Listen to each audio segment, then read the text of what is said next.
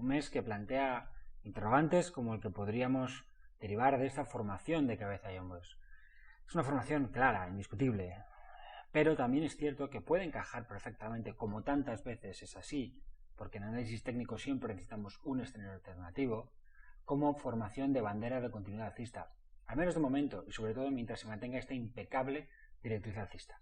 Directriz alcista que podría ser, a su vez, techo de canal. Es decir, lo que hemos visto, pese a que sea doloroso, pese a que sea incómodo para las posiciones compradoras, no es más que algo que cabe esperar desde un punto de vista técnico, más allá de que haya momentos en los cuales esto puede ser descartado, porque los precios se van por encima de la zona alta de ese techo, porque aquí se propone un cabeza y hombros de continuidad alcista que debía habernos permitido acelerar más.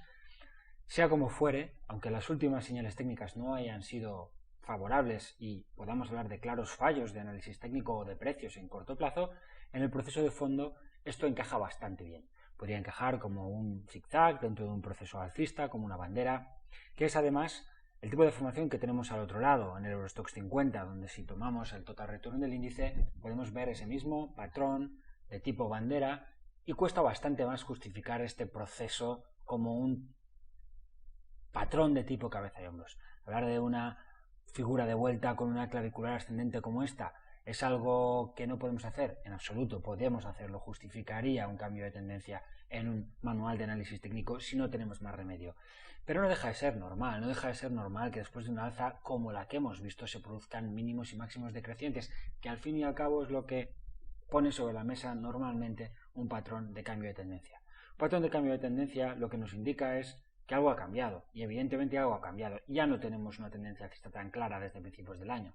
Puede que lo que tengamos ahora mismo sea un movimiento lateral. Luego hemos cambiado de tendencia, sí, pero necesariamente bajista. Me parece precipitado. Me parece precipitado incluso pese a la importante vuelta mensual que hemos visto y pese a que esta vuelta mensal se produzca en lo que son canales alcistas de largo plazo, donde sí debo reconocer que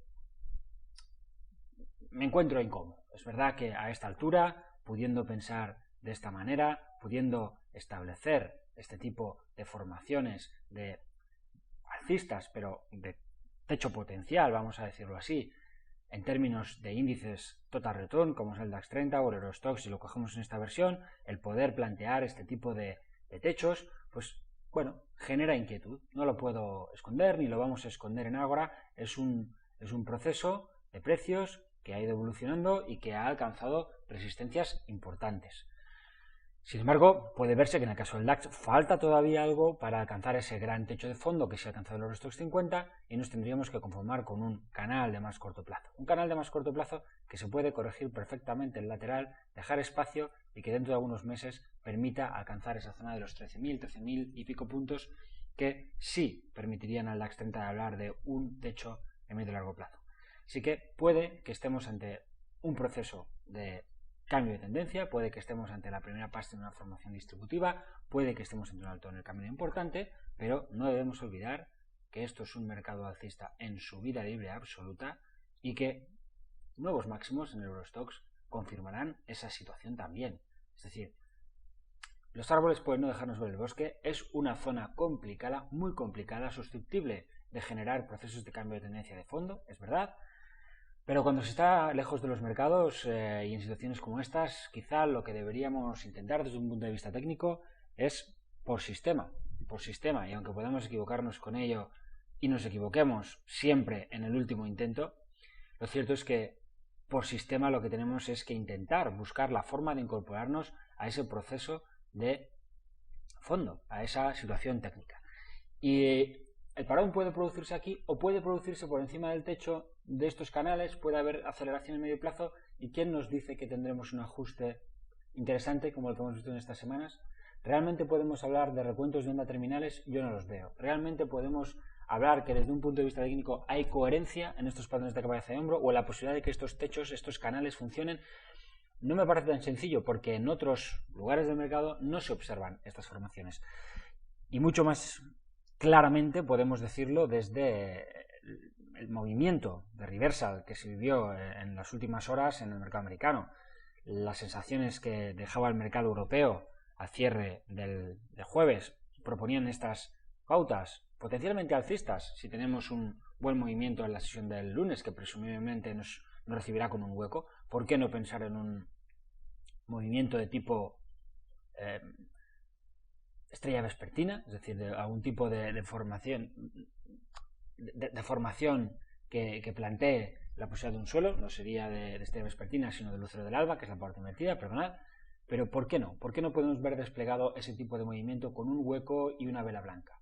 Bien, podemos esperar ese movimiento antes de tomar la posición, o podemos hacerlo pensando en que, desde luego, si perdemos los mínimos del pasado jueves, cerrando el hueco y rompiendo por debajo de esta directriz alcista impecable del DAX, podemos cancelar la posición pensando que ya no tenemos bandera, que ya no tenemos canal, que ya no hay más remedio que aceptar este cabeza y hombros, la vuelta mensual, etcétera, etcétera. Sería, digamos, una última forma de incorporarse partiendo de esa importante jornada que vivimos el viernes, que dejó un mercado americano muy lejos de las sensaciones del jueves. Un mercado americano que no mostraba en absoluto pautas de tipo envolvente semanal, como las que teníamos en el cierre del jueves, sino simples patrones de continuidad, patrones que además se producen sobre una directriz alcista bastante clara. Podemos verlo en este caso.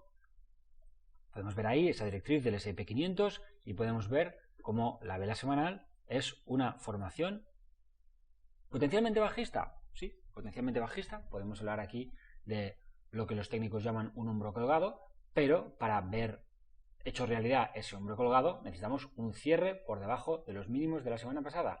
Necesitamos, de hecho, y lo tendríamos muy claro, que se marquen nuevos mínimos decrecientes y podemos hablar de un patrón de cabeza y hombros. Necesitamos todo eso. Y a mí me parece que sin todo eso, pensar en que este patrón de cabeza y hombro del DAX es el camino, es ir un poquito por delante de la realidad, de los acontecimientos.